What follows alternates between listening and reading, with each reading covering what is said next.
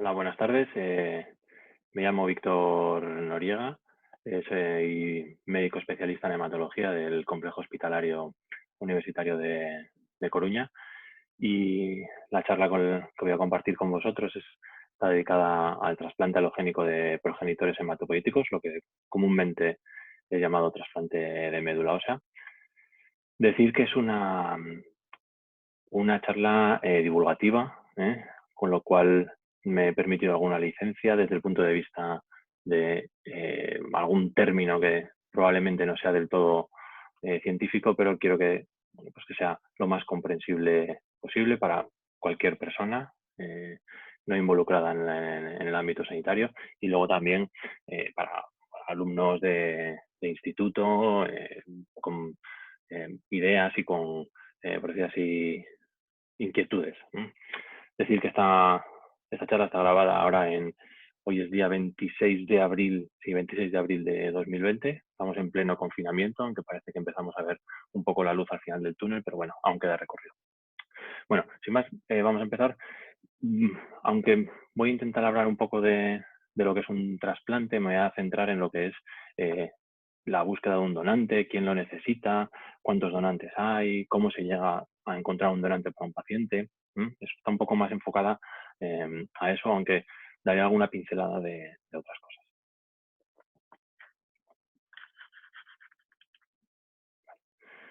Uno puede decir, por decir así, desde cuándo se habla de trasplante de médula ósea, y aunque los primeros artículos, como vemos aquí, están publicados en 1975, este artículo está publicado por el doctor Donald Thomas, que es, por decir así, el padre del trasplante de médula ósea. Esto está hablando de 1975. Sin embargo, ya esto viene de mucho antes. Hay incluso artículos y ya, por decir, escritos hablando de trasplantes a lo largo de los años 50, 60, cuando se empezaron a hacer los primeros experimentos, sobre todo con animales. Es decir, aunque parezca un procedimiento que mucha gente diga, uy, ahora se hacen muchos trasplantes, bueno, no es nada nuevo, sino que es algo que lleva más de 50, 60 años ahí, aunque ahora, pues bueno, está muy generalizado y afortunadamente ayuda a salvar muchas vidas. ¿Y qué es un trasplante? Pues bueno, un trasplante de progenitores hematopoyéticos, comúnmente trasplante de médula, es un procedimiento en el que se sustituye el tejido linfohematopoyético, es decir, la fábrica de la sangre, por decir así, de un paciente, por el de un individuo sano, por el de un individuo, un donante sano. ¿De acuerdo? Eso es a grandes rasgos lo que es un trasplante de médula. Sin embargo, hay una serie de peculiaridades que es lo que iremos viendo, con lo que vienen un poco a demostrar que no es un procedimiento sencillo en absoluto y que requiere la coordinación de muchos elementos por el medio. Lo que es, ¿dónde se encuentra la fábrica de sangre? La fábrica de la sangre en las personas adultas se encuentra en lo que es la médula ósea, y la médula ósea se encuentra en los huesos planos, principalmente de las personas adultas, esternón, en las palas ilíacas, en los huesos ilíacos, incluso a veces en los huesos largos, ¿de acuerdo? Y lo que se trata es sustituir este tejido, que es un tejido líquido, por decir así, se encuentra ahí dentro, pero es un tejido líquido, no es como un trasplante de hígado en el que a uno le abren y le sacan el hígado y le ponen otro. Esto es distinto, ¿de acuerdo? Para hacer un trasplante hay que vaciar esta fábrica de la sangre, que la hacemos generalmente con quimioterapia y a veces radioterapia.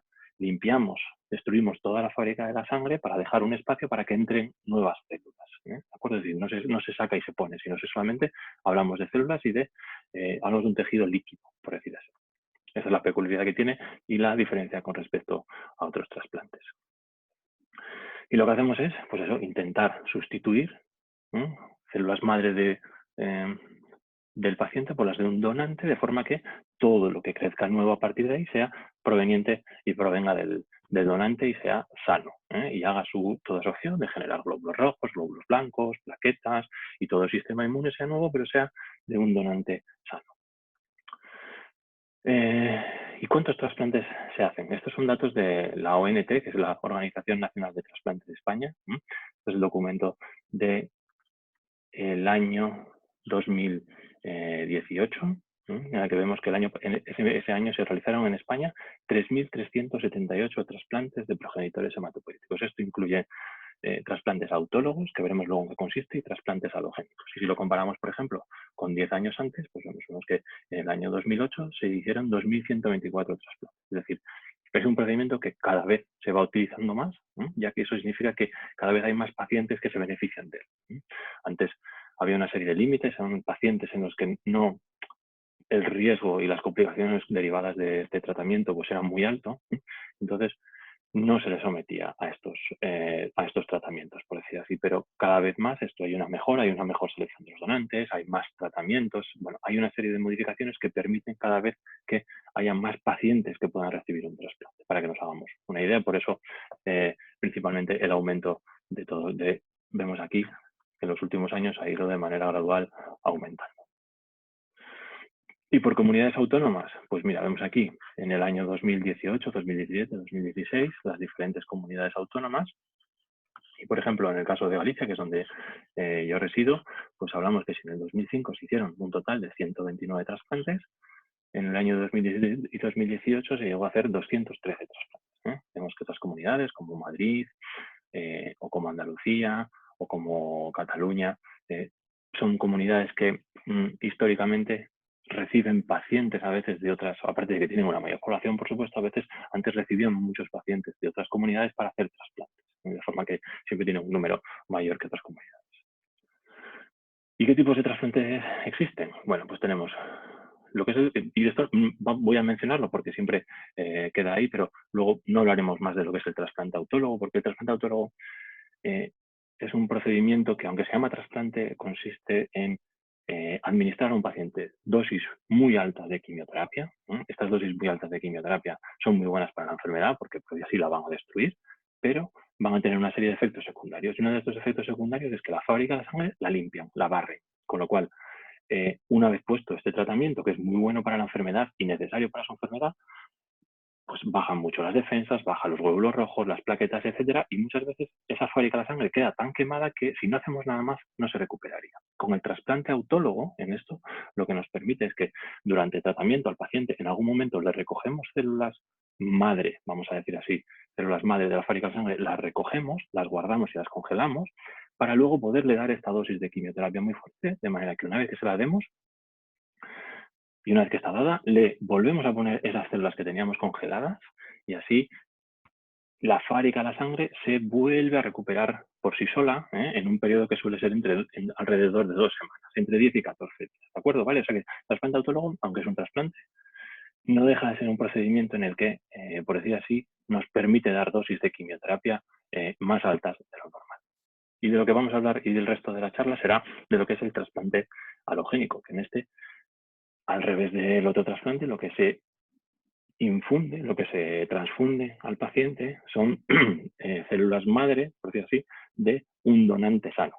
Vemos aquí, el paciente se le diagnostica con una enfermedad, se le pone tratamiento y en el curso de su tratamiento el paciente necesita un trasplante. Vemos aquí paciente y el donante infunde las células. ¿De acuerdo? ¿Vale? Esto es el concepto del trasplante alogénico. Esto aquí son una serie de, por decir así, complicaciones y eventos del sistema inmune del donante con el paciente, pero que eso, pues así es ya para, hay que tener un poco de nivel en cuanto a conocimiento de qué estamos hablando, ¿vale? O sea que de eso olvidaros.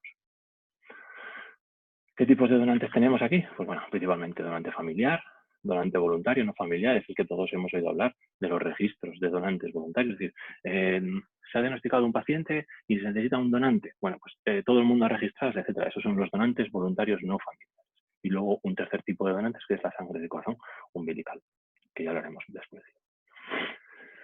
Según la ONT, de nuevo, en el año 2018, de todos los trasplantes que se hicieron, el 62% fueron trasplantes autólogos y el 38% trasplantes alogénicos. Y de estos trasplantes alogénicos, el 39% fueron de donantes no emparentados. Es decir, un 39% de los trasplantes alogénicos que se realizaron fueron realizados a partir de donantes voluntarios.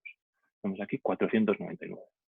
Esto significa que 499 pacientes se beneficiaron de la donación voluntaria y altruista de voluntarios que decidieron registrarse y ponerse a disposición de de esta necesidad, de la disposición de un eventual paciente. Y en este caso ocurrió en 499 ocasiones en el año 2018. O sea, la importancia de tener unos registros de cuantos más donantes mejor. ¿Y a quién se trasplanta? ¿A quién se le hace un trasplante alogénico? Pues principalmente los trasplantes alogénicos se realizan, como veis aquí en este gráfico, el 69% son en pacientes que tienen una leucemia, el 21% en pacientes que tienen linfomas y el 9% en enfermedades no neoplásicas, en enfermedades que no son cáncer. ¿Y quiénes son principalmente? Pues son aplasias medulares. Son aplasias medulares, es una enfermedad en la que la fábrica de la sangre, generalmente por procedimientos inmunes, se vacía, por decir así, y hay que rellenarla, a grandes, bueno, hablando así un poco generoso, se rellena con las células madre, por decir así, y un sistema nuevo de otro donante, pero no es un cáncer en sí.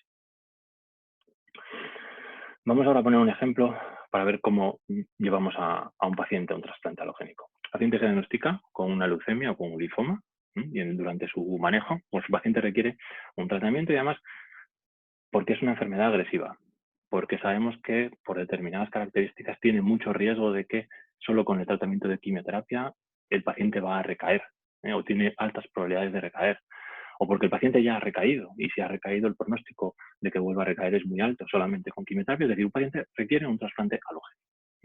Es un procedimiento con intención curativa, es decir, con estos trasplantes se pretende curar la enfermedad. Entonces, ¿qué necesitamos? Lo primero que necesitamos es un donante compatible. Y cuando decimos un donante compatible, ¿a qué nos referimos? A un donante que es HLA idéntico, o casi.